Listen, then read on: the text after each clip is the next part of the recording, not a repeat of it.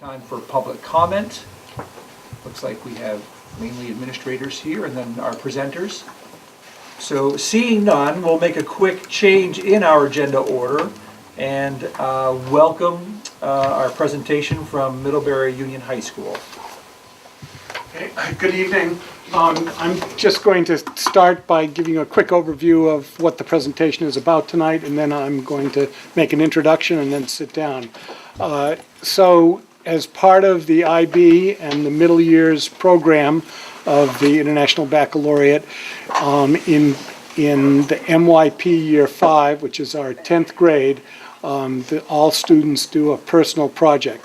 The objective of that personal project is to engage students with some learning around something that's of importance and interest to them, as well as to begin the process of engaging students with appropriate research skills.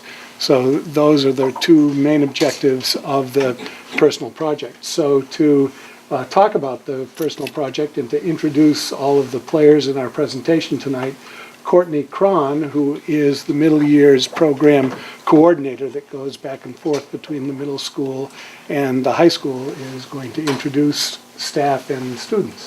Thanks, Courtney. So I'm here just briefly to introduce Michelle Steele and Stephanie Sherman, who are both on our Flexible Pathways Personal Project Subcommittee. And they also have integral roles in our pilot project this year. Michelle's a 10th grade advisor, so she's been sort of at the front lines helping roll out the project. And Stephanie is our media library specialist, so she's been curating all these materials and supporting students in flex time once a week, and really front-loading a lot of research help for the students. So that's really all I'm going to say, because the students are here to tell you most everything about the project. Okay, so, hi, Michelle Steele. So I'm just going to talk a little bit about, you can go ahead and click, Kylie, about the flexible pathways and personalized learning. So as probably everyone in this room already knows, flexible pathways are mandated by Act 77, and I pulled a quote there from the Act. And the idea here is that we allow students multiple pathways to graduation, and it's not necessarily set tracks or pre-selected pathways, but we not only allow them multiple pathways to graduation, but we allow them to personalize those pathways based on things that are interesting and engaging for them. And you can click. And what that's looking like right now at ACSD, so we have a grant from the Agency of Education called Building Skill and Agency through a pre-K through 12 approach to personalized learning and flexible pathways. And so just sort of where the personal projects fit in, we have 5 subcommittees on that grant. One is working on the K through 6 exhibition. Thank you. And I don't know a whole lot about that because I'm not really involved with the pre-K through 6. But then we have the personal projects, and the personal projects will fit in under the umbrella of the personalized learning plans at the high school. We also have another subcommittee working on the career-related program, the IBCP, which will be grades 11 and 12. Another subcommittee which is working on the community action and service project, which is another opportunity for personalization with the diploma program. And then the 5th committee is really looking pre-K through 12, how we're navigating the personal learning plans all the way through, and the celebration of learning, which takes place in 6th grade? 12th grade. So that's kind of the progression of personalization as we move through. So this is what the personal project is and what it is not, and this was actually put together by Courtney, this slide. So it's really, the project is really about building personal agency and making individual choices and it being self-directed, following a passion, discovering a passion for students. The students are required to make a goal. It's also a way for them, as you'll see from a couple of the students, to get involved in the community. So that's a real good positive part of it. It's a chance for them to try something new, be a risk taker, which is one of the learning profiles of the IB program, and reflect. It's really about the process of the project. So it is not expected to be like a perfect product. So there's a journal that students create, or that they write in every week, a reflective journal. So it's a lot about, just like the IB program, a lot of it is about the thinking process and about reflecting on your learning. So it's also not meant to take over a lot of the students' time. It's not tied to a specific course at MUHS. And again, it's not about a fancy end product. There's really three main parts to the personal project, and that is the product, which students have to come up with a tangible outcome product that they design. They write their own criteria for success, so they decide how they're going to evaluate their success. Then they also create a report, and this can be a written report or it can be recorded orally or visually, so there's an option there for different learning styles. And then the third part is the process journal. And again, this is the part where students are reflecting, documenting the process. And they're doing that using Google Classroom, and they all have their own personal project page, and they're making digital entries into their journals. There also is going to be an exhibit that students will be able to exhibit all their projects on May 16th. And we're going to invite the 9th grade students. This will be a great way to bring them into the project next year. And of course, parents, community members, and the school board, of course. We hope that you can make it. This part, the process, is kind of divided up into these four parts in this cycle. And the investigating phase, that's really where students are working a lot on research skills. There's a planning phase, a taking action phase, and a reflecting phase. And this is also the criteria in which students are evaluated on. This is how they're assessed by each of these stages. I have one more slide. And then a big part, and you probably have heard of IB, the approaches to learning are the Atl Skills. And so students will be developing, the big part of this project is we want students to develop these self-management, research, social skills, communication skills, and thinking skills. And So first up, yeah, first up we have Raven, who's going to talk about her personal project. And just to give you guys an idea of the timeline, we're in the researching, planning, and maybe even the starting to take action phase. Students started working on these probably September, October, writing goals and planning. And the reports are due mid-March, so we're kind of in the midpoint. Alright, so for my personal project, I am starting a Civil Air Patrol squadron here on Meadowbury. Now, as you can see, Civil Air Patrol is actually a program for students ages 12 through 19 where they learn about aerospace, emergency services, and how to be a leader altogether. Now, I personally moved here from Missouri. So in Missouri, I was the cadet commander of my squadron. So I'm trying to take my experience, and start a new squadron here in Meadowbury. Now, while I might not be able to start the squadron initially, for my product, I'm going to be handing out putting up posters, handing out flyers, and just creating awareness for this, because I found several people who don't actually know what it is, and that's definitely a problem, because this is an amazing opportunity. Now, I'm definitely interested in this because I plan to be a pilot as I grow older, and I can actually get my private pilot's license through this. So there are definitely some problems to it, and in the personal project itself. There's a lot of financial problems and problems finding adults who are willing to help with this, like outside in the community. So, yeah. We have been compiling as we go lists of experts within the district, and then eventually also we'll be working more and more on finding community experts that we can pair students with as they're looking to research and is that and Rita, is that kind of like, it's kind of a blended learning opportunity? Do you spend part of your school day with the Air Squadron, or is it all outside of school? No, it's all outside of school, but I'm trying to make it so that people inside of school actually know what it is. Because like I said, not many people know what it is. So. And then next we have Kylie. Hi. For my personal project, I chose carpentry. For me personally, it's easy to learn, and it's a good way to show creativity and kind of work through some challenges. It's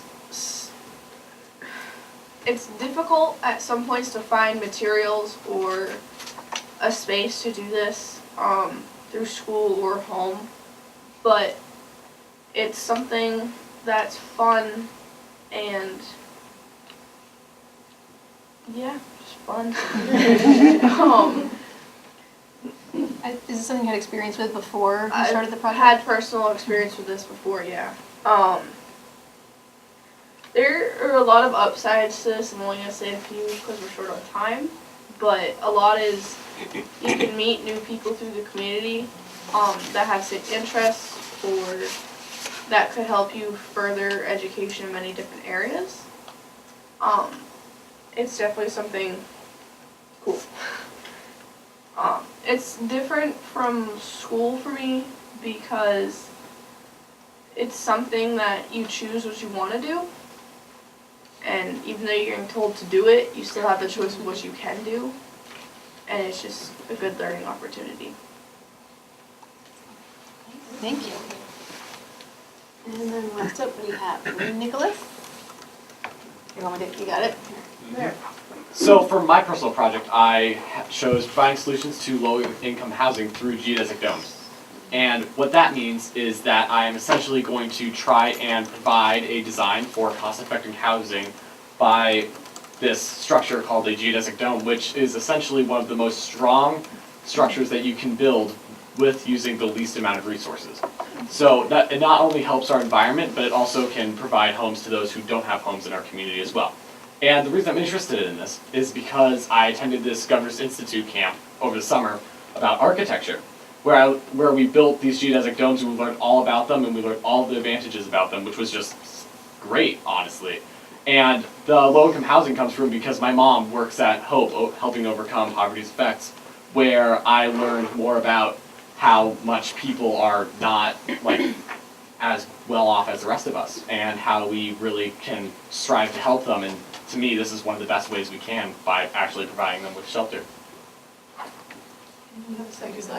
Yes, and I really love this project because it helps me customize my own learning because general curriculum does not allow me to choose certain learning objectives that I want to do, such as architecture, through either schedule restraints or from different courses that they make me attend because of certain things, because of what I have to do to actually get a good education to go to college.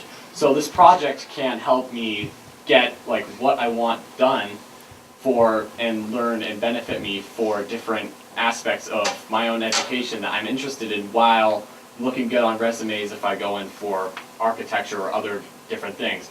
And it can also possibly help the community, which is great. Unfortunately, however, financially some parts of this project are unachievable for me as of right now, such as building and skinning the dome. But I am in the midst of applying for a few grants, such as Habitat for Humanity. I'm going to try and apply for a grant there to be able to get some of the materials and build the dome so I can demonstrate how easy it is for a single person to build this dome so that they are really cost effective and people can see, oh, well, this is a nice little shelter and lots of people can have this and I can make this on my own. So that's also good. And I love doing something I enjoy while trying to benefit the community because it's just something I truly enjoy.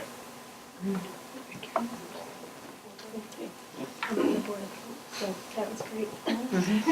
And all three students have mentioned some obstacles around finances and just the ability to finance their grant ideas, and that's something we're working on at the high school, figuring out if we can create somewhere for them to apply for little mini grants or finding ways to get community members who might be interested in outside funding that students can apply for. So that's something we're still problem solving here in our pilot year, just in terms of equity and allowing students access to what they might need to achieve the projects.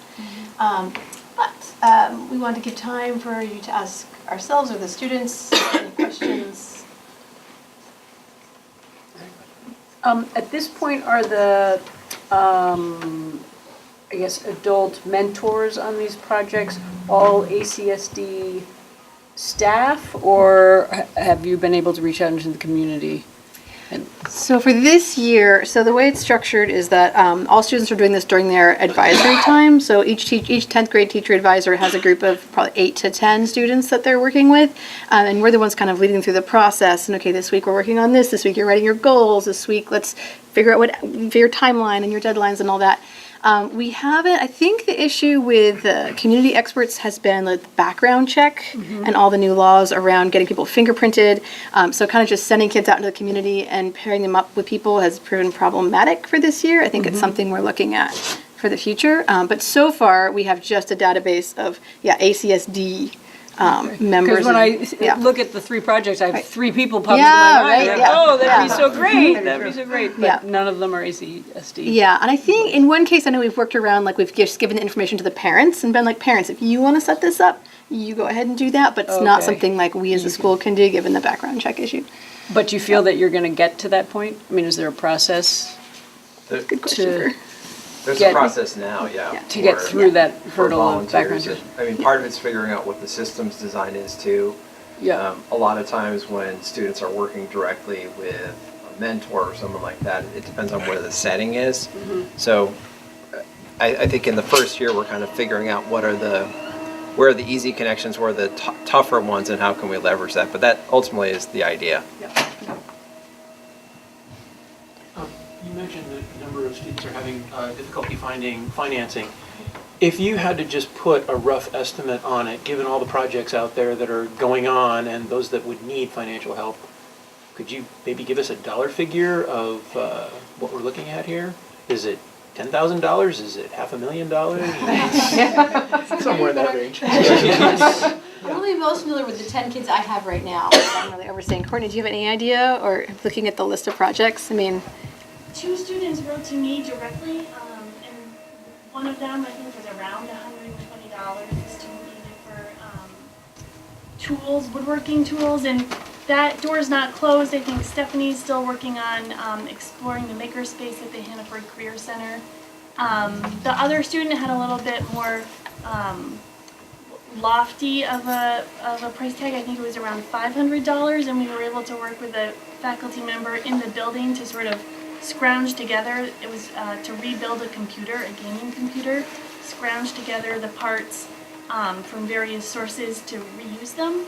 And other MYP schools have a variety of things they do, but from polling other MYP coordinators, usually schools set up anywhere from like $50 to $100 for a little mini grant that students could apply for. So I don't think that there's schools out there offering hundreds and hundreds of dollars for the projects. Nick, what was your dream budget? I think mine was 500, but there's a lot of other, like I said, I'm in the midst of applying for a grant for Habitat for Humanity, so there are definitely other ways I can get that money. Could you talk about the relationship between the project and kind of where that falls in a student's, I don't know, transcript or record, or and how that what relates to this? Different schools handle this different ways. Some schools choose to give like a pass-fail credit. Some schools choose to put the final personal project score on the report card. And that's a discussion that's been happening at the high school all year in a couple of different in-service days. And I don't know if we've reached a final. Yeah, we're gonna offer credit for it. And so there, I guess the follow-up question would be is, if you're having trouble making community connections for whatever reason, certainly all the background stuff is really challenging, and the money's not there, I assume that really that's not the important part. The important part is the process, the reflection back on it, and whatnot. That's correct. Yeah, there's a huge focus on not, even if your product totally fails and it's a disaster, like Right. that in itself is a really valuable learning experience. And what did you learn about time management and follow through, and the focus and even how they're assessed, the criteria they're assessed on are very much about skills and reflection and the process that they go through rather than being attached to a product. Yeah. So this is a requirement for 10th grade? Yeah. Correct? What if they get to the end of 10th grade and they're not completed? Is there a way to help them get that done? Good question. We hope we don't have to wait till. Wait till the end, so there'll be enough 10th guidance. grade, but we are working with students all along. They meet in their advisories every Wednesday throughout the school year. So we hope to be able to stay on it and work with students that are struggling to get started. And this is really a pilot year for us, so we're looking at it as a learning experience as well. And if we encounter bugs or problems with it, we'll attempt to sit down together and problem solve and resolve those. I just wanted to ask Kylie, Raven, and Nicholas, if I have the names right, I hope I do, if this is proving to be, in addition to what is now kind of a bigger load of courses one takes at MUHS, if this is a heavy burden, or if you feel like, it's in fact a doable addition. I mean, I think it's a heavier burden than I would appreciate, but it could be doable. I feel like there should be some changes to it. Speaking personally, I know for me, Civil Air Patrol is already something I was interested in, so this way I'm just kind of putting it with school so that I get, I guess, almost like kill two birds with one stone in this sort of situation. So it's definitely doable for myself. For me, it's doable. I think if it was next year during junior year, it definitely would not be. But since it's this year, I think it's definitely doable.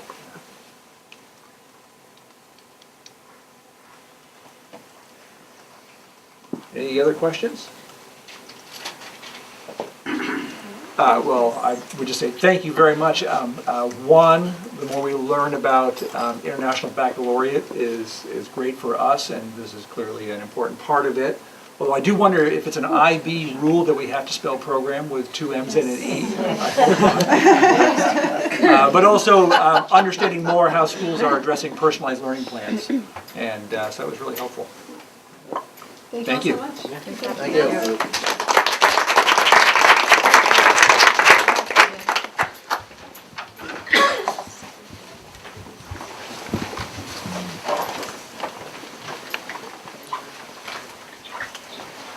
Now for the real excitement. All right, could I have a motion to approve the 12/17/18 minutes, please? Second. Any discussion, additions, changes?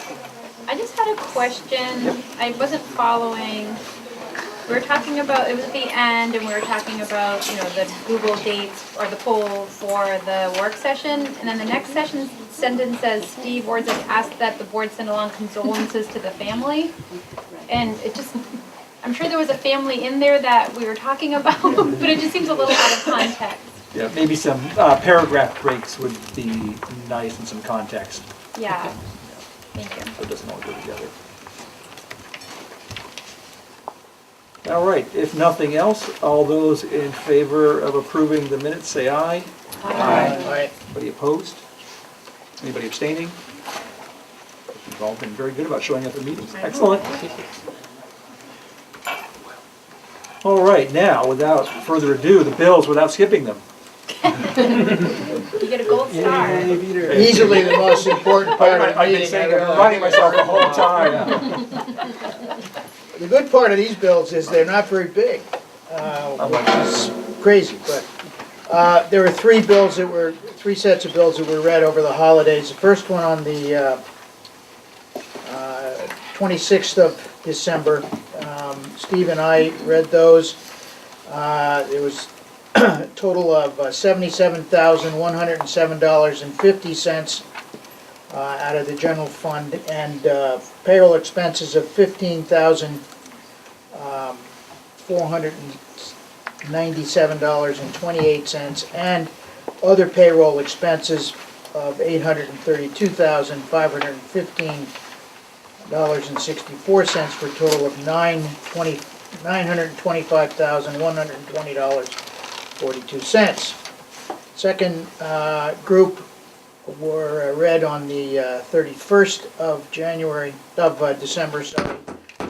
Steve and myself read those. General fund total of $285,512.17, and bills read Victoria and myself on the 7th of 2019 were $48,037.48 and payroll expenses of $63,510.74 for a total of $548.22. And I move that they all be approved. Second. Any questions or comments, discussion? If not, all those in favor of approving the bills as read, please say aye. Aye. Anybody opposed? Anybody abstaining? And with appreciation, thank you. All right, we're now into the meat of our meeting. This is listed under report of the board, and we do have a finance committee that has been working with the administration in terms of coming up with our second budget draft. So, Chip, if you wouldn't mind giving us a little introduction Yeah, here. I just sort of felt that the finance committee should just have a little opening comment. As you remember, it was presented before to this board that what was going to be happening this year primarily revolved around the fact that we were going to roll over the budget from last year. There's too many rollover in a way that was not contemplating many changes as we had contemplated potentially for last year's budget, which was the first budget last year's that took all schools and put it into a unified budget rather than taking the individual schools' budgets from the year before and in some way congealing them and coming out with that. So we've sort of progressed now. This is the third year of that process. And because of all of the potential changes coming down the pike relative to facilities management and all of that, we felt that that was, everyone felt that that was the best way to approach this budget. So this budget itself, it does not have a lot of changes other than tweaking it for a number of positions that Brittany has told us about that may not be necessary because the students affected weren't going to be in school next year or something of that nature. But it was a little bit complicated by the fact that the state in its manner of delaying us getting the equalized pupil numbers, and Brittany will update us on that when she talks about it, but as of January 3rd, we still had no final equalized pupil number, only estimates from the state, which seemed to vary as they updated them. Now, maybe that's changed over the last few days. Nope. Okay. But the updates are better and better estimates, right? The updates are better and better estimates. So when the Finance Committee met on the 3rd, we had those estimates to look at, and there's some, as both Mr.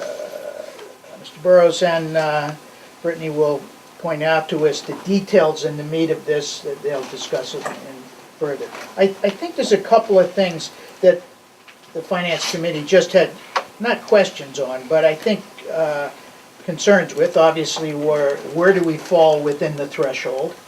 How close are we to that number, which has been talked about before. And we also, for those of us that read bills a lot, we see a lot of the numbers come through on International Baccalaureate, which in fact people have questioned us about what's the cost of that.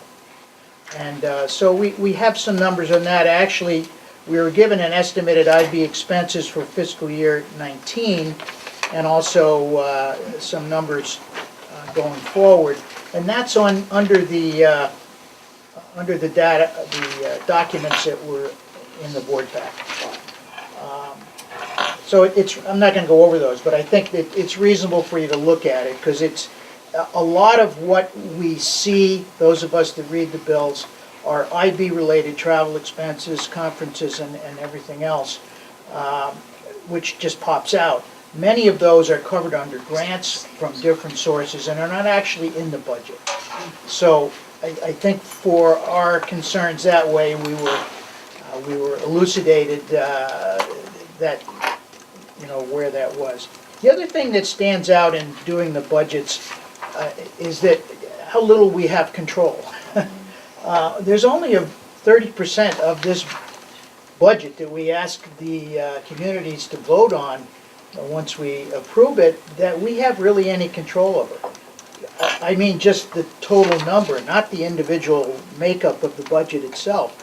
The state pretty much controls a tremendous amount of both collecting the monies and distributing them. So this causes, I think, lots of concern. As I talk to people around the communities in different ways, they don't understand it.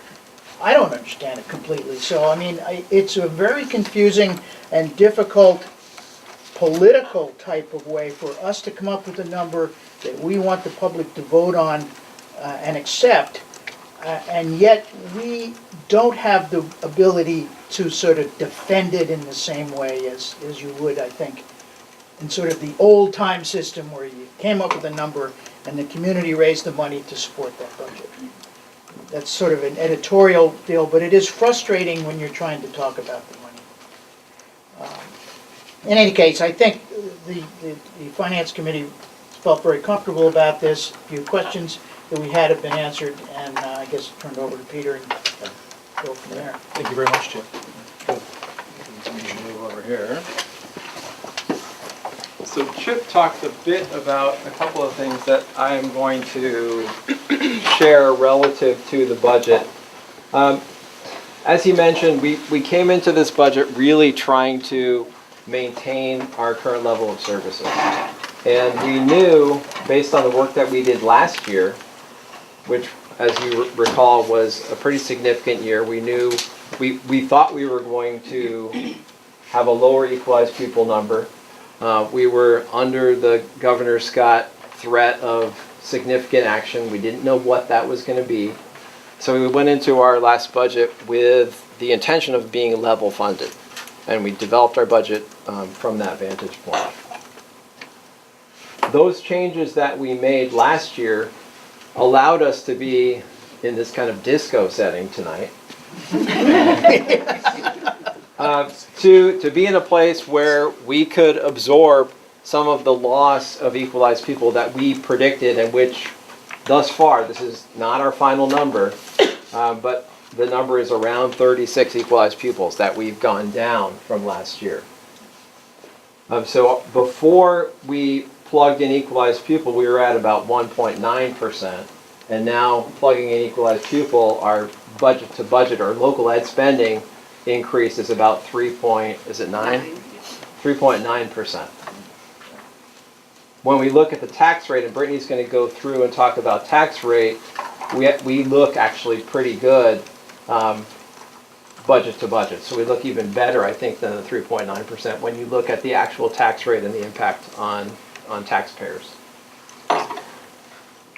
We're continuing to focus on what we feel is really important. It's investing in both our systems of support. We've talked a lot about that over the last probably 2 years, and we're continuing to do that work in earnest as we also develop the International Baccalaureate framework. So those two pieces are the two areas of the budget that we're still continuing to feel are the two pillars within the FY20 budget as they have been in FY19. Okay. So this slide is essentially the same as the slide that I showed you at the last meeting, but I just wanted to remind you about some of the budget environment, the things that we've already accounted for, such as wage increases. That includes column movement when we know about it. Column movement is when staff, teachers specifically, have taken enough credits that they move over to the next column on the salary schedule. We try to take those into account when we know about it. Peter mentioned the savings that we saw from the early retirements in FY18. So we started FY19 under already what was budgeted. So as Peter said, that enabled us to absorb some of the increases that we saw, such as health insurance going up by 11%. Some of our contracts like transportation, PT, and OT purchase services, we were able to absorb some of that. Again, the elephant in the room, the equalized pupil information being delayed. So the first estimates that I received were on December 19th. I've received several revisions since that time. However, it seems to have stabilized. The changes, I haven't received any changes in over a week. And the changes that I were receiving even before that were less than 1 equalized pupil, so a pretty minimal effect on the overall tax rate. The property yield that has been proposed by the tax commissioner is $10,666. That's just over a 4% increase.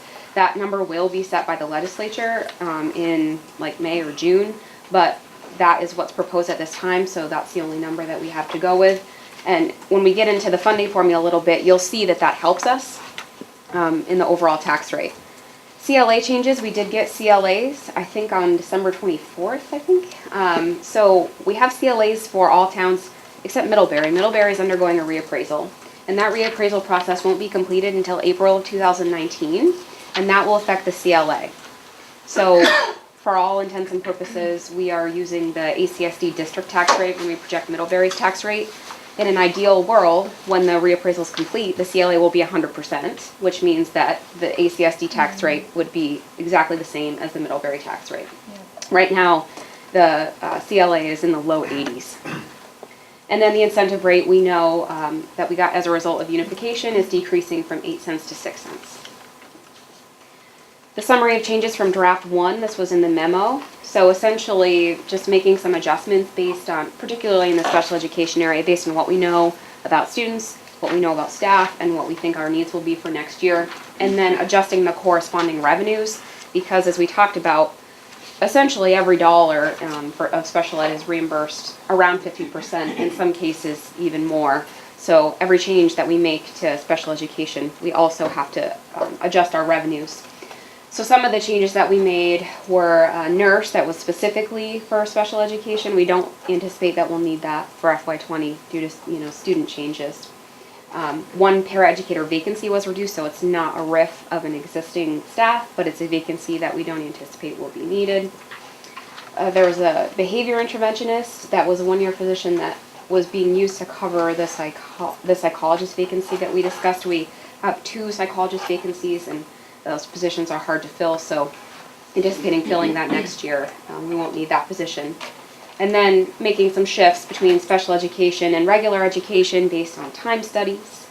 And then just internal edits, reducing some duplicative costs that were found in the curriculum budget that were miscoded. So here's the tax rate calculation. As Chip mentioned, the tax rate calculations in Vermont are somewhat complex, and they're difficult to explain to even people that are familiar with them, let alone people that don't have the same sort of acumen with this type of thing. So this is the tax rate calculation for the Homestead tax rate. So you start with expenditures. Those are down just over 1%, and we talked a little bit about how part of the reason for that is because we don't have as much of a fund balance that we're going to be transferring to reserve. Our education spending, this is a number that we focus on a lot, is 1.9%, and that is essentially where our control over our tax rate ends. Everything below there is really sort of a mechanism of the funding formula. Our equalized pupil number is down 1.96%, and then our education spending per equalized pupil, I'm just now realizing, because of all the changes, that the equalized pupil is supposed to be 1788.57. So again, it affects 0.01. It affects 0.01, but this is a good estimate of where we are. Our property yield is going up by more than our education spending per equalized pupil. So when you take that into account and you divide your education spending per equalized pupil by your property yield, we get our equalized tax rate, which actually, before we apply our incentive rate, is going down a little bit. But because our incentive rate is going down, we're actually seeing a slight increase. It's actually 0.83% once you make that 0.2 or 0.1 adjustment to equalized pupils, so I apologize for that. This is an example of what our equalized pupils has been looking like over the years, not just in the past few days. It could have been worse in the past few days. But you can see that it's been a little volatile. Really the idea of equalized pupils is to try and smooth some of these things out, but we've been seeing a little bit of volatility over the past 4 years or so in our numbers. A large part of that Sure. UPK. Yeah. Yes, exactly. So changes to the funding, or changes to the way that equalized pupils are calculated will naturally affect this. Absolutely. One other thing that I wanted to point out, I mentioned before that the formula that I showed you was for the homestead tax rate, and that is if you pay based on your property value. But in FY17, these are the percentages of our residents in our towns that saw a property tax reduction as a result of their income. So essentially they're taxed based on their income. So over 60% in all of our towns are taxed based on income.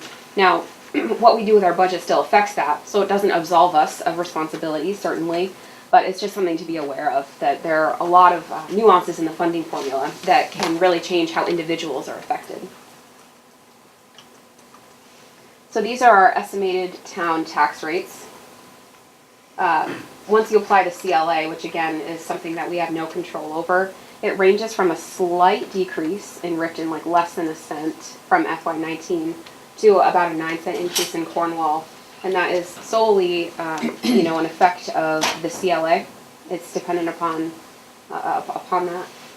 So as I said before, the CLA for Middlebury is dependent upon the reappraisal process. So our best estimates right now. More on this slide, I was going to ask you to verify and double check the Cornwall number because that's such a large drop from the previous year. I emailed a lister who said that his information is that it's like 100.9. Okay, so I will double check the letter that I received. Please. Yeah, I definitely will, and I'll do it right after this. Where do you live again? Yeah. Because I definitely, did you get the letter as well? No. Okay, so they do Where does address the them letter as well. come from? It comes from the state, and they usually send it to PVNR. They usually send it to the chair of the board, and then the town clerk, or the town treasurer, and then it usually gets to us. So I will check, and it's funny that you say that because I did check it a couple of times because I was concerned about it, but absolutely possible. So I will double check it even before we're done with the meeting. This is a tax rate comparison. This is something that's in the budget book as well. Just kind of gives you a graphic about what's happening to the individual tax rates in the town. So you can see we're projecting Middlebury is going to see a pretty sharp decrease in the tax rate as a result of the reappraisal process. Although to be clear, that doesn't generate a smaller tax bill. Absolutely. So the effect that it has on individuals is obviously dependent upon your property value and or your income. But the tax rate, which is really all that we know, is projected to be decreasing. It could, I mean, part of this is conjecture, but if you have a newer home which has been recently appraised, you may see, as a Middlebury resident, you may see a benefit from this if your valuation is about at the 100%, but you're paying for everyone else who hasn't been reappraised in a long time. Yeah. I think the rule of thumb is that a third see their taxes go up, a third stay the same, and a third see their taxes go down. Right. As a result of reappraisals. So I wanted to show you some of the things that we have in the budget book. So I know that most of you have a lot of familiarity with the budget book. This will be the third year that we're putting it out. The reason that I don't have it for you today is that I want it to be in as final a form as possible before copies start getting distributed and possibly in the hands of the public. I want to make sure there's no contradictory information. I want to make sure that, there's no 0.1 difference in equalized pupils, that, things like that. We want to double check, triple check, quadruple check the CLA, and just make sure that the information we're giving the public is absolutely as accurate as possible. But we do put a lot of information in the budget book. It's just shy of 90 pages. And we really get into detail about what's contained in the budget, because it's a large budget. So this is a breakdown of student instruction. So this is the largest part of our budget. It's about $22 million if I recall. And that's really, what takes place in our schools. So this just shows you the breakdown of what's in there. The instructional programs, obviously the largest part, and then instructional support is second to that. So, combine that's over 75%. Then what you have left over are things like custodial services, the principal's office, transportation, athletics, things like that. But the bulk of what we're doing is going directly to instructional programs and instructional support. This is our Board of Education section. It shows you that the largest part of what we have is insurance. workers' compensation, multi-line policies, property insurance. That's the overwhelmingly largest part. So the salaries are, 2% of this. And we explain all this in the budget book as well as provide graphics. In terms of facilities, again, we're looking at a large portion of this is construction services, contracted services, and then utilities are actually a fairly big part: electricity, fuel, natural gas. And then when you look at salaries and benefits of the facilities department, it's actually a relatively small portion of what we're spending on the upkeep of our facilities. This is something that was shared in the community dialogues. So it illustrates the maintenance needs that were assessed in 2017 by school. So some of the things that I put in the budget book were also shown in the community dialogue, just because we want to make sure that as many people are able to see that information as possible if they weren't able to attend one of those meetings. And another graphic illustrating our transportation contract, which we talked about at length not long after I started. That was a wonderful welcome to me, having to deal with that. So this just shows that obviously the method that we chose is to take a lower hit in FY19, and by the end of the contract to be, taking the highest hit. But the hope, obviously, is that we're able to find efficiencies. We're already able to find one efficiency by eliminating a duplicated route, which really sort of softened the effects of the transportation contract in FY20. These are our technology expenditures. I know I'm just showing you guys a bunch of pie charts right now, but I just want you to see the level of detail that we really go into in the budget book, because I do think that some people are much more visual and may not read the 3 paragraphs that we write about technology, but they may look at this and be able to glean some really meaningful information. And it also lets us know if we're spending in the right places. Like if you look at a school budget and you see student instruction is only 40%, it kind of makes you wonder what's going on. So this shows that we're putting our money, investing in the right places. This is our debt service over time. So there was a question from Mary in the last meeting about debt service. And so these are primarily bonds. There's a small amount for short-term interest on our tax anticipation note, but primarily bonds that were taken out. We haven't taken out any bonds since unification. So there will be a little peak in FY21 when we finish paying off a Mary Hogan bond, and then after that it drops pretty substantially. And then by FY23 we're down to essentially nothing. So the next steps, we're still waiting on some information. It's unlikely to change our financial situation in a material way. So our final equalized pupil number, unfortunately we really don't have a date at this time when that will be finalized, so we have to use the best information that we have. As I've said, the recent modifications that were made were not material, and I don't expect it to change in a material way. I don't have our transportation aid numbers yet, but again, I expect that to be very similar to last year.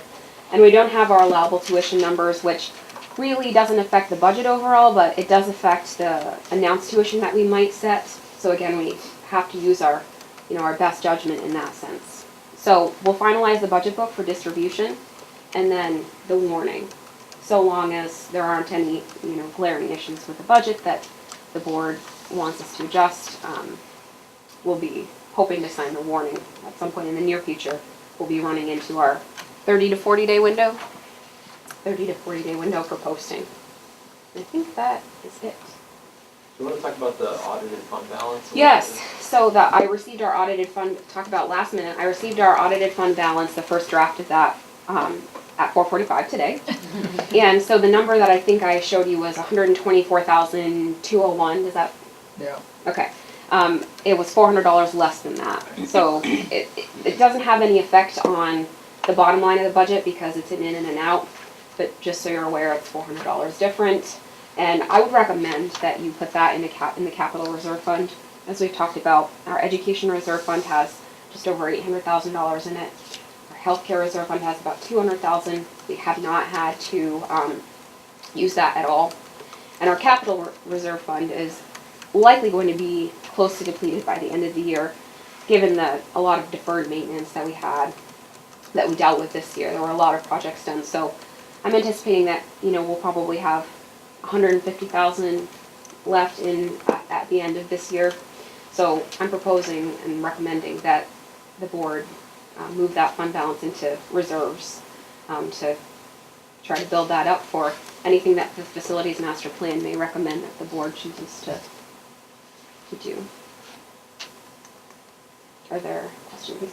This is a really different year than it was last year at this time when we were debating how we would take the 1.5 million that we had and distribute it into these different funds or put it back toward revenue for the next fiscal year. So, and I think it would make sense that we're not going to, assuming that we are budgeting well, which is what a budget's supposed to do, you're supposed to come out pretty even, if not with a little ahead.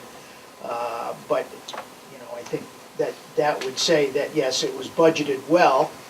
On the other side, you can't depend on that sort of nice little gift that you didn't spend what you said you were going to spend coming up. So.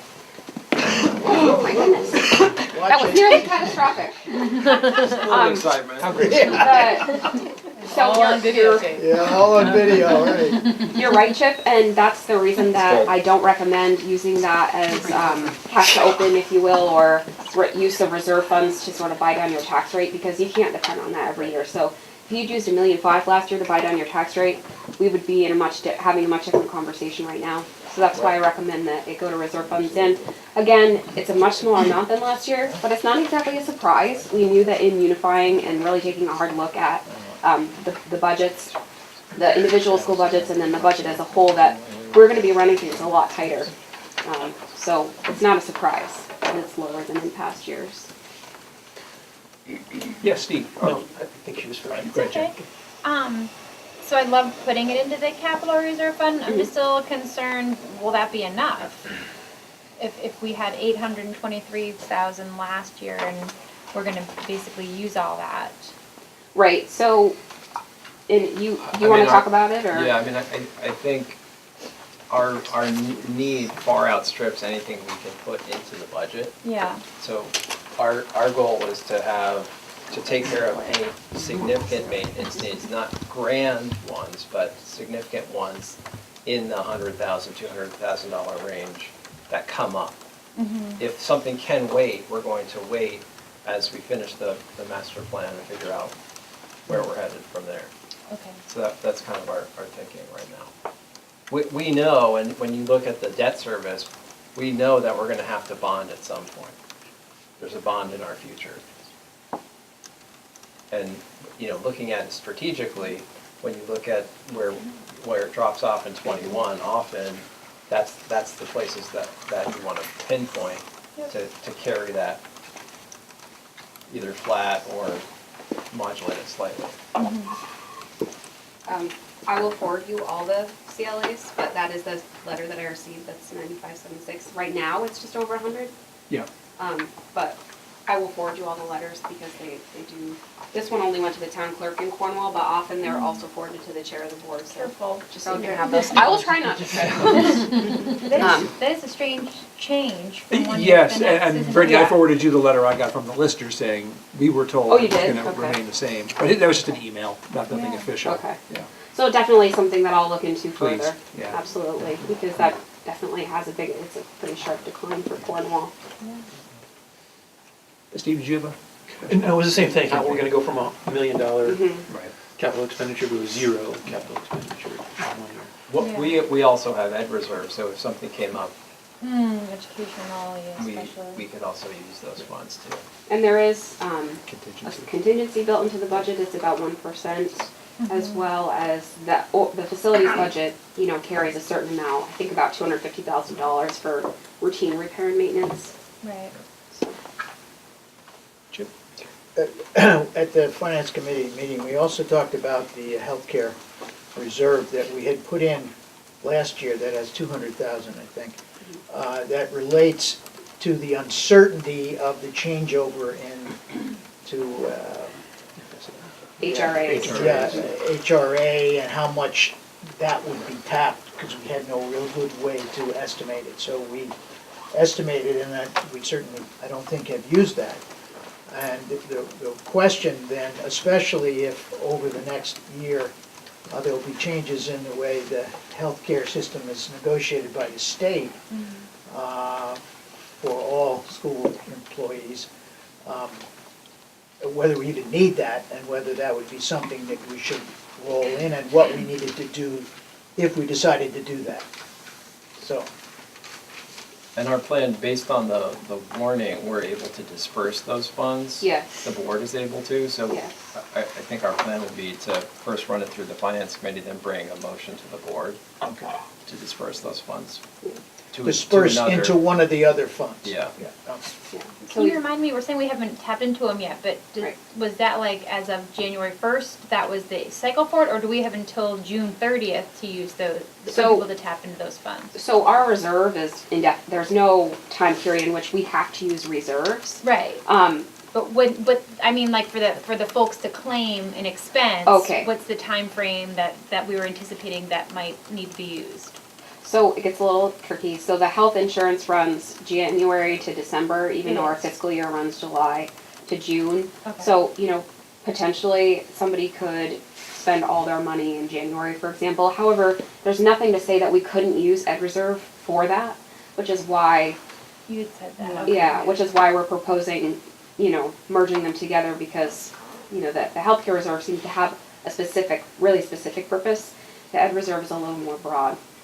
We do have to separately warn use of fund balance. So we either have to, put it in as a revenue or warn it that we're going to put it in a reserve fund. But the way that you set up the reserve funds, the board has the authority to draw on those reserves or move it around. Mm-hmm. So with the health change, folks basically had the first opportunity to access their HRAs as of June this year, right? Was that true? It was actually January. It was So January last so year. it's They were basically a using year. this Yeah. version? Yeah. Okay, I didn't Yeah. realize that they were utilizing this same health plan at that point last year. Yeah, so it was half of FY18, but, we didn't have enough data to really even predict, which is why we used it. But it seems like Okay. I don't Good have a lot of point, though, that concerns we've had a about full it. year then. That's what I was Yeah. concerned about, that we Yeah. only had a half year. Yeah. Okay, great. It's been a challenging year. Mary? Is there a current plan or timeline or expectation of how we're going to characterize to the community the financial impact of unification? Are we going to summarize that, and are we saying we're going to do that in 3 years, in 4 years, or telling the story of what all this work has yielded from a financial stability perspective? I've had a lot of opportunities to share it. We went to the state board recently, a couple weeks ago. So there are points in time where we've been sharing, kind of based on where we're at now. But in terms of, I think, crunching the data and looking at it, we haven't done that yet. Overall, like a really comprehensive, yeah. Especially if we're thinking there's a bond in our future, being able to start whatever data collection is necessary now to yield a good story for that would be, I think, beneficial. Chip?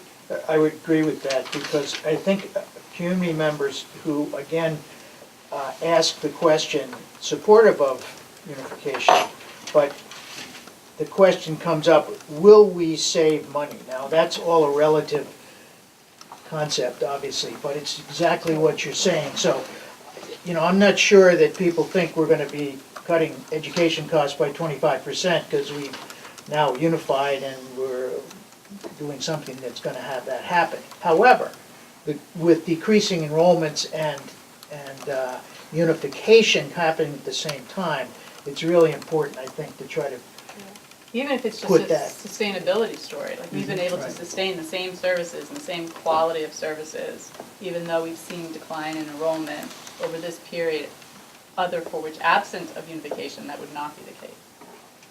Yeah.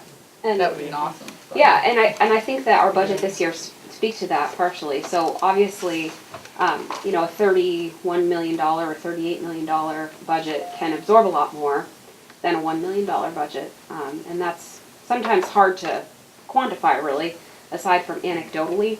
But one thing that I do want to mention is we've been focusing a lot on equity, right? We have that conversation all the time. And so one of the things that unification is allowing us to do is focus more on that in a way that we might not be able to otherwise. So for example, the elementary school principals all got together and have been meeting, pretty faithfully. And one of the tasks that they did was to really look at their supplies and equipment budget. and sort of really look at what would a per pupil amount be in order to obtain equity and make changes within the existing budget without having an effect on the bottom line to distribute resources more equitably. And they were able to sort of take their first crack at that this year. More work to be done, but I think it speaks to one of the benefits that we have seen. How close are we to the excess spending threshold? We are like over 4% away, so the excess spending threshold is 18,311. Okay. We're at 17,572. So like $700. So. Just for reference, how many districts or schools in the state actually are above the excess spending? Is that anything that we have for, I mean, are there any? Oh, yeah. There are, yeah, Okay. there might be 10. Does that sound accurate? 10 districts or 10 Schools or districts? I mean, Some some of these are 10 individual budgets. districts. Yeah, 10 I mean, budgets. 10 budgets. Small, like an individual school. I mean, there are places where it is a non-issue. They don't worry about it. Because they support it no matter They what, support it no matter what. and even if they're paying double on certain parts over. They're paying double, but you're paying more too. I was gonna say, Right. but we're all paying more. I realize that, but what I mean is just from the political, we're not gonna do that, obviously, and we weren't ever even thinking about it. But I think it is still in a reference, if we have this upper threshold, We might want to go over it. you know, Yeah. whatever. Yes, Why would Mary, we I'm be sorry. paying more? What's If that? other districts have chosen to do that, why would we be paying more? Because the ed spending is equalized across all towns, across the state. Yeah. So it looks like we're voting locally for our budget alone. But when we look at our equalized pupil number, for example, that number is equalized based on how many pupils are in the state and how much money the state has to raise to fund all of those students. So we actually were talking about this in the finance committee, and we're talking about next week, talking a little more about the funding formula and how it all works together. You got this. Tune in. At the risk of sort of digging down too deep in the budget beyond sort of our purview, I'm going to kind of flash back to days of being on the UD3 board and in the sort of realm of declining enrollment. Bill, this may be a better question for you than for Peter, but do we have a policy in terms of how many activities we provide or when activities sort of, and I'm thinking really of sports, how they come and go depending on participation rates? I'm just sort of thinking that, do we have as many sports as we used to? Do we have more at the same time that we have declining enrollment? I'd say that we have a few fewer teams. I mean, I could get that information in the participation rates for you, but, you know, for instance, in the immediate past, we've reduced the alpine skiing. We have some teams now that are very much on the borderline in terms of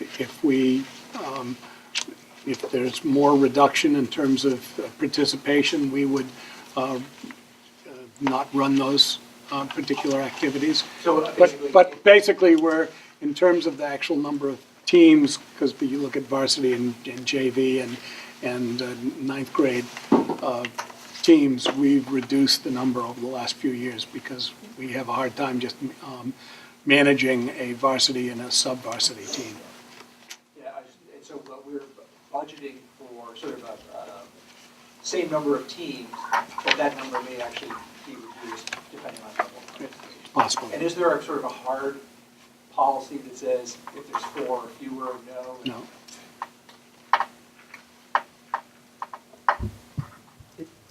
Part of it, isn't it, because it's fluid a little bit, okay? And you hate to cut something out, you're never gonna get it back if in fact down the road you can anticipate there may be some increase in participation. And some of that also is happening, participation by some schools sending students here who participate on our team, so to speak. Particularly in ice hockey and The enrollment decline across the state has caused issues. There are, for instance, hockey teams that are on the cusp right now in terms of whether they can maintain those teams, just because the number of students is dwindling. So we're, and yet on the same hand, that from a VPA perspective, which is the authorizing body for all high school athletics in the state, we're wanting to provide as many opportunities for students as possible. But clearly the reality is we're reducing the number of teams and hoping, and it's interesting because when you eliminate a team, for instance, I mentioned alpine skiing, they're working really diligently at trying to come back and get back and recognized and build their numbers. So that tends to happen when they feel the threat that they're going to be reduced. They work hard at recruiting and getting people out there. So it is, as Dr. Malcolm has suggested, fairly fluid.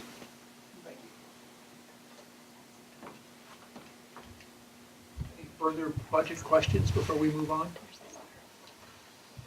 So we Peter, will, what- just to reiterate, Okay, just to process, reiterate yeah. what Brittany had mentioned, we're gonna, with the mailing for next week, we'll send the budget book and all the other information that we talked about. And so what is our timing in terms of approval? We need to approve a budget next meeting, right? That's our plan. 14th. I think that's what we talked about with the finance committee. Oh, on the 14th, actually, Right. right. 14th, yes. yeah. Yes, thank you. Yeah. And I don't know, the 22nd, we had Right. set aside for budget, but if we don't need it for budget. Because I think that's the last day. Right, Isn't it the last day we can approve Yes. and warn in time?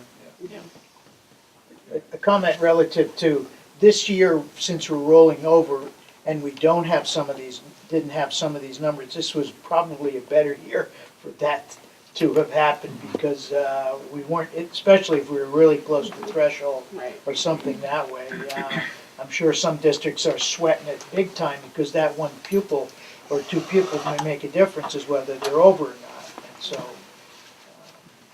It was a difficult, very difficult process last year, but it really did set us up well to sort of roll with things this year, and we really can. We built some definite capacity in there to handle things. It was a hard slog last year, but the work on the board was very helpful in making a much more better process this year. All right, well, I guess along those lines, we need to discuss tuition rate and school choice capacity. As everybody might remember, we are a public school, high school in Vermont, and there's a public high school choice program. And each school must sort of set the number of students that we can accept based on capacity. And there's never been people have asked for kind of a hard and fast formula, how do we figure this out? And it's never been one. It's kind of a bit of a seat of the pants kind of estimate. And we've traditionally gone with 15 students in that range. The recommendation from the administration is to keep the total number of public high school choice students at MUHS at 16. That's total, so some are continuing year to year, and would, I guess, allow how many to come in next year, do we know? 4, I think it's. 4. But there are 14 now, right? So that would allow 6? That's correct. That's correct. Then what the board's responsibility is to determine the capacity Yes. of the building, and what we're recommending is 16 as a capacity. Currently, there are 14 students. Things change, although we might have started at 16, somebody might have left or decided it wasn't for them. And once you get into the school year rolling, people then don't want to change where they are. So I'm going to ask for a motion and a second, and then we can discuss if there are questions. Okay, so I'd like a motion that the board continue with the status quo and allow up to 16 students to attend MUHS under the school choice provision. So moved. Second. A second. Discussion. Do I see a clarification? Yeah, well, just one thing to add about school choice, just for those that haven't been part of this process before. This is provided by statute that students in 9th through 12th grade can have access to school choice. Money does not follow the student. So if a student comes here from Mount Abe, and we open a slot for that student, the money to educate that student stays with Mount Abe. And so does and they do or do not They count the student as They count the They student. count, that's where the money is counting the student, yeah. Could you clarify, because Stephen, I just said, that this doesn't include the kids that are coming from districts that close their high school? Right. Exactly, yeah. Yeah, you have to have a high school in order to participate in public high school choice. So, yeah, so you can't come from Granville for free. And on average, how many kids choose to go outside of? It depends where you live. No, for us here. Oh, how many Go are out you? of Middlebury. I believe currently we have approximately 3 that should be here but are chosen for some other variety of reasons to attend one of the other schools. We tend to take more in, a lot more in than we let out. And part of the provisions of the statute allow a district to set limits on how many students they will allow out, so that they don't lose all of their students. We have never set that Yeah, we provision. haven't had to. Is it a lottery each year, or? Yeah, it is. Okay. Any other questions? All right, all those in favor of approving the motion, say aye. Aye. Anyone opposed? Anyone abstaining? Excellent.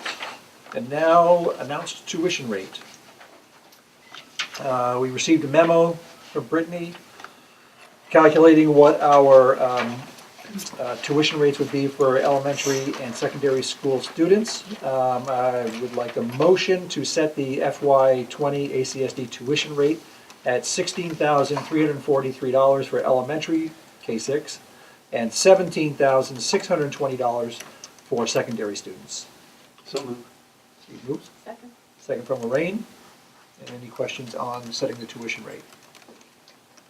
Can you just describe, I think, for the public again, on television or whatever, how the tuition rates, this is done by formula, correct? Some things not being considered, so is that, we have this a discussion maximum- every year, but I yeah. think it's important discussion. We have a maximum allowable tuition, so we can't charge more.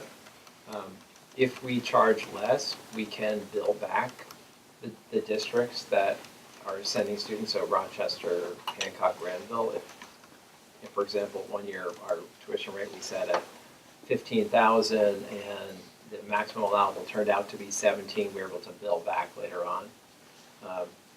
So each year we basically do a calculation to determine it. As Brittany mentioned, we're still waiting to finalize that, so this is our best guess right now. Anything to add to that? So it's based on your 2 years ago allowable tuition. So what I would be waiting for would be our FY18 allowable tuition, which would give us sort of a good place to estimate for our FY20 announced tuition. So there's kind of a bit of a lag. But as Peter said, there's between 3 and 10% is the wiggle room that we get. So if we are billing too much, we have over 3%, we have to refund. If we have not billed enough based on when we get our allowable tuition figures, then we can recoup between 3 and 10%, but not above 10%. So we try to get it as accurate as possible. Last year we were able to bill additional. Right. How many kids tuition in?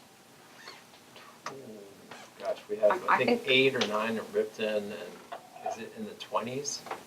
Yeah, I think I'm projecting. Sense of how many of those are not Hancock, Granville, Rochester, if any? There are a couple. Yeah, 1 or 2. Yeah. Explain to me the difference in that someone who elects to come to Middlebury and pay tuition as if they were going to some other tuition school, how does that figure into any of these other types of students? Meaning the Granville, Hancock students, or the students that come? It's the same.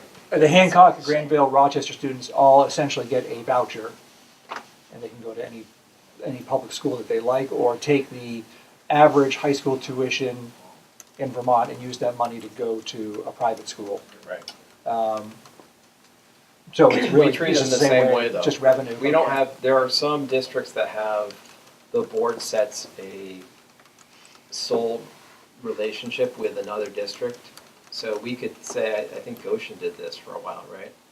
or Goshen, or still does, where they were sending students to Neshabie only. They were school choice, they were kind of school choice, but They were school choice, and then they voted to be only in contract with Neshabie School.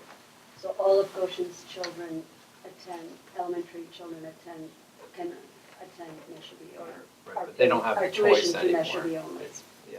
Their So tuition there only. yeah, Designated school. we're not designated for them, but a lot do choose to come here.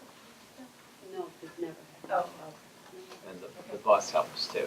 And so if they choose to come here but their town doesn't agree to it, the parents pay that tuition? Is that what we're saying? There are some students that choose to come here from New York, from other places, Okay. that just choose to come here and pay the tuition. They could come from any town essentially Yep. and not hit the lottery and not be from a town that will pay for it and just say, I really want my kid to go to that school as if it's a private school and I'm gonna pay you this tuition. Okay. Yep. Maybe we should get in that business.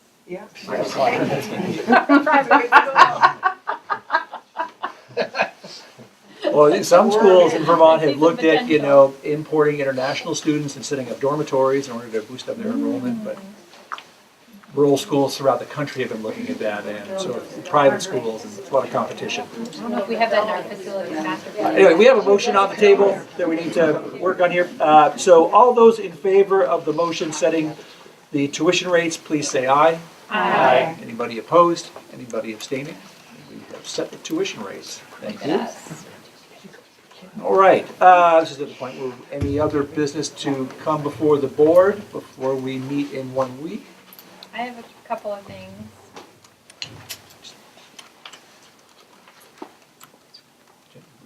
I have two things.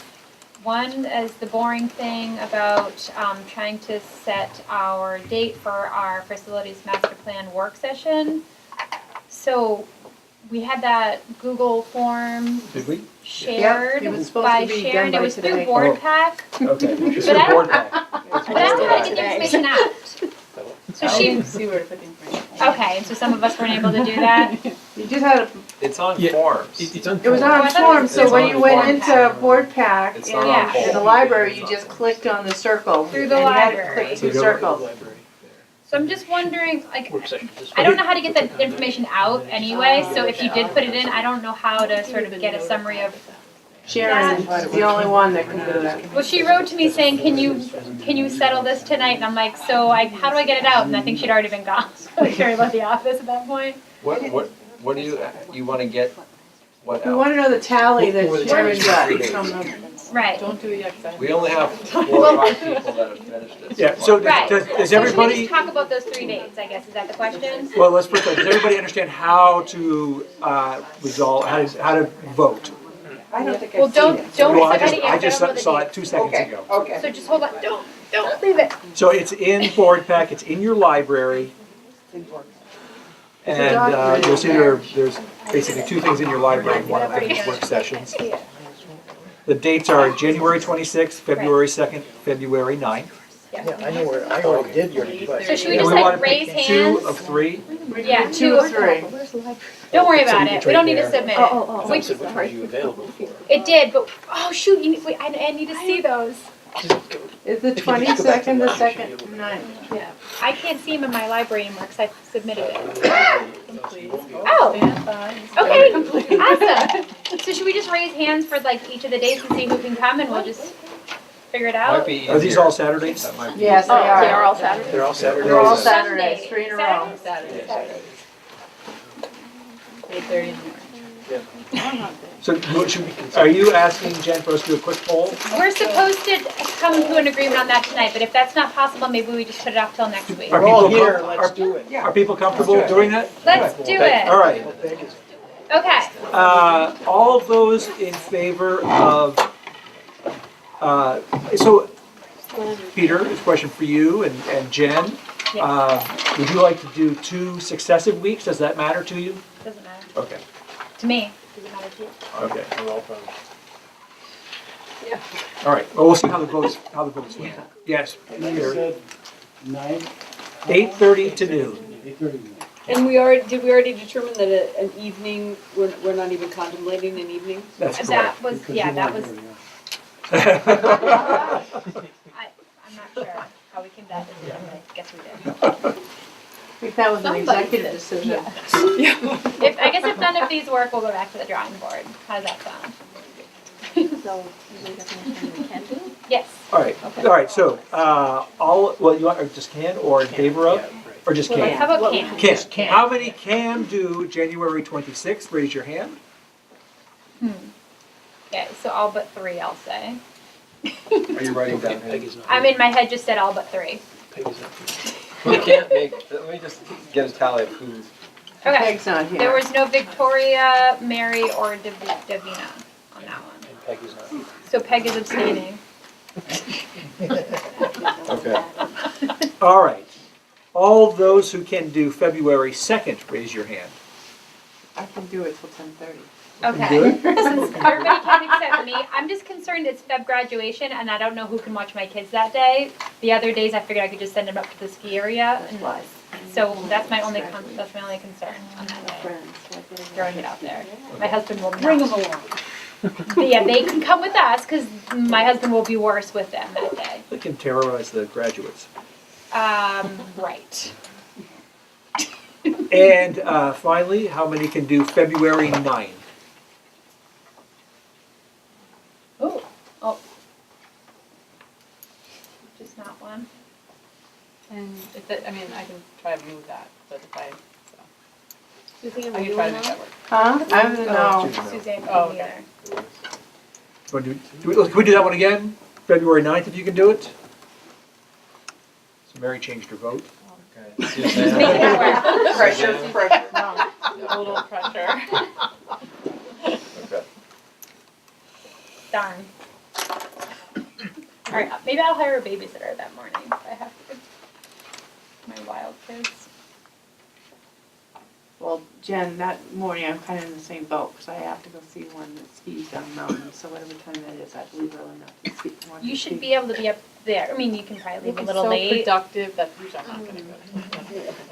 Well, right. It's just that my husband will be busy that morning. This is to try to get as many in Right. each session, so it's, Yeah. some of us may not be able to. Yep. Yeah. Yeah, right. We're going to get everybody all the time. Second. It And we'll sounded follow to up me like there was the with most just to people make the sure second she's and the in ninth. that. I saw her walking today. Yeah, She had to go to Bristol today for something. okay. I think I saw her. All right, Jen, you had something else? I did, but did we resolve that? Are we doing it the second and the ninth? Peter's going to You're gonna check with tally? Peg first, Okay, and then pick a couple days. perfect. Awesome. So my other one, let me just make sure I'm gonna say this the way I'm thinking I'm saying this. Hold please. Well, I guess I can just say it from my head. So, I had written to Peter Conlon, just to see if, as a school board or as a district, there had been any talk about recognizing and or thanking the individuals who were involved in helping to prevent the, I guess we could call it a potential crisis at MUNS the other week, 2 weeks ago. And Peter wrote to me today just saying, I'm guessing that not, because he just said we could bring it up and talk about it tonight. And I'm thinking that potentially the student who spoke up may not want to be named, and that's completely understandable. And so I didn't know if we wanted to or could just, do something privately with the student, just to kind of recognize and thank. And I even thank, up to the governor's office for, enacting that law that enabled the police force to be able to react so quickly, and thank them for reacting so quickly, and the school for putting in place the mechanisms for the students to be able to report and know what to report. I just feel like there were so many pieces involved, and for it all to come together and work so well, and it means a lot to me as a mom. I have an idea. Yeah. Which I'll just float. Great. Since we're kind of a formal governing body, maybe this is best sort of proclaimed in a resolution. Okay. And if people are okay with it, we'll try to work something up to present at the next meeting as just kind of a resolution expressing our appreciation. Will something be placed in that student's file from a college application perspective that gives some formal recognition of their action of what they did? We'll put the resolution in the hands of the administration to do it as they seem appropriate. Yeah, most likely not. That wouldn't be something you would put in the student's file. Some way that when given that the kid's applying to what complexity- they want to do next, that there's some documentation as to what strength they brought to that moment is a great story about that kid. And how does that get communicated to their next? I think it's up to that kid and their family. Yeah. They're welcome to avail themselves of the resolution. It'll be a public document as well. Yeah, that's a good point. Chip? Peter, can you just comment, because this, again, I seem to have had a lot of comments from different people at times, and some of them had to do with this particular, not a criticism of it, it was the, quote, secrecy of it, which I pointed out to them because of the age of the people and the fact that the school board really doesn't know a lot more than the public. Could you speak to that a little bit as to? Sure. You know, we actually had an interagency debrief today on the event with police, CSAC, and DCF. And we had Rob Evans, who's the safety liaison for the Agency of Education, who came down and facilitated, which was great. So, yeah, I mean, our overall, you know, what we can communicate, we're bound by FERPA, Federal Educational Rights and Privacy Act. So there's a lot that we can't share.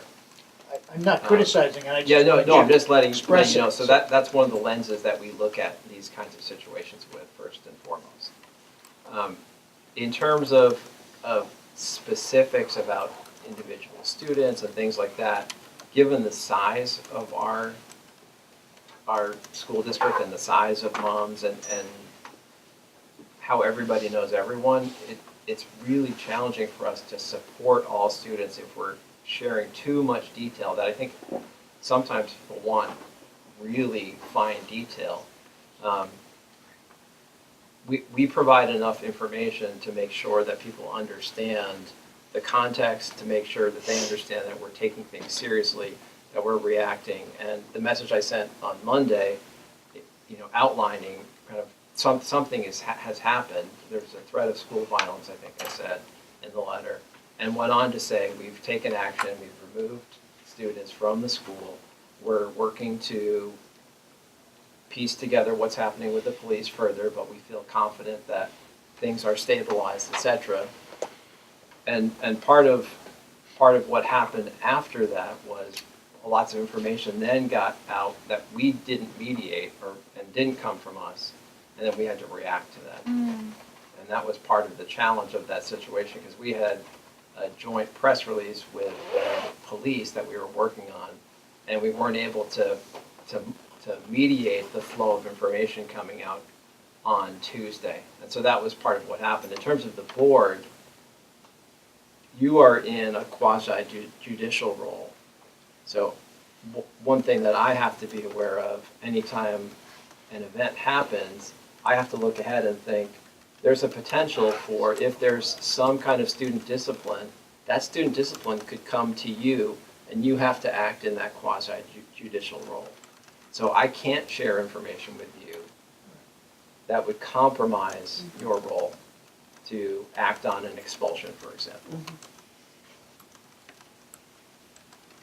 Thank you. Yeah. So we said all dates, talked about that. Thank you. Untitled Chapter resolution.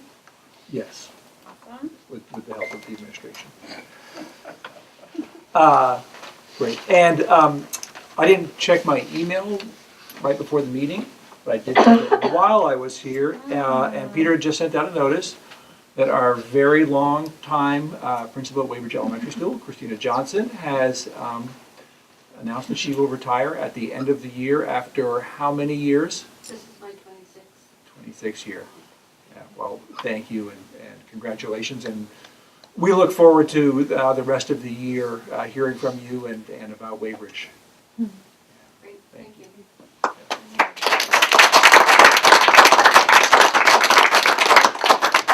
Correct me if I'm wrong, your early years, were you at Main Street School in Montpelier? I was, and I had a relative of yours, I believe. Well, if not a relative, probably a brother and many of my closest friends. It's a long time ago. All Yeah. right, yes. One question, last meeting, I believe it was, we discussed, you drafting a letter about the delay, or no, you talking to someone to draft a letter about the delay in the. Yes, I'd be happy to share the back and forth. I asked Dave Sharp, the chair of the, outgoing chair of the House Education Committee, to prod the Agency of Education. There was a back and forth, which I then forwarded to Peter to look at. It's a pretty complex explanation of the delay. It has to do with data reporting systems and whatnot. Birthdays. Birthdays, did you say? Oh, good. I was kidding. Yeah. However, as you can see, my great power and influence got us nowhere. Well done. The main issue is the data system that they're transitioning to, the longitudinal data system, which was delayed by months, and that then led to still not having some census data. So that's ultimately what happened. This is just Vermont, or do other states have the same kind of process? No, it's only Vermont that waits till the numbers are due and then I think it's always that, Yeah, who knows? I don't know. A lot of states, it's a very centrally controlled system, The state could be much quicker if you just gave it all the power. We're the smallest state, don't we? I mean, they talk a lot about the Agency of Education being, one of the most slimly built agencies. I believe that's true. So whether that's an issue. It is. I will tell you, it is an issue. They have been depleted for over years. They have a big staff, but 2/3 of those people are really just managing federal dollars. Oh, they should have plenty of time right now, right? The cynicism rages. So I have a motion to adjourn from Lorraine. All those in favor of adjournment, say aye. Aye. Stand adjourned. Thank you all very much. And remember, we are on to the 14th, our next meeting.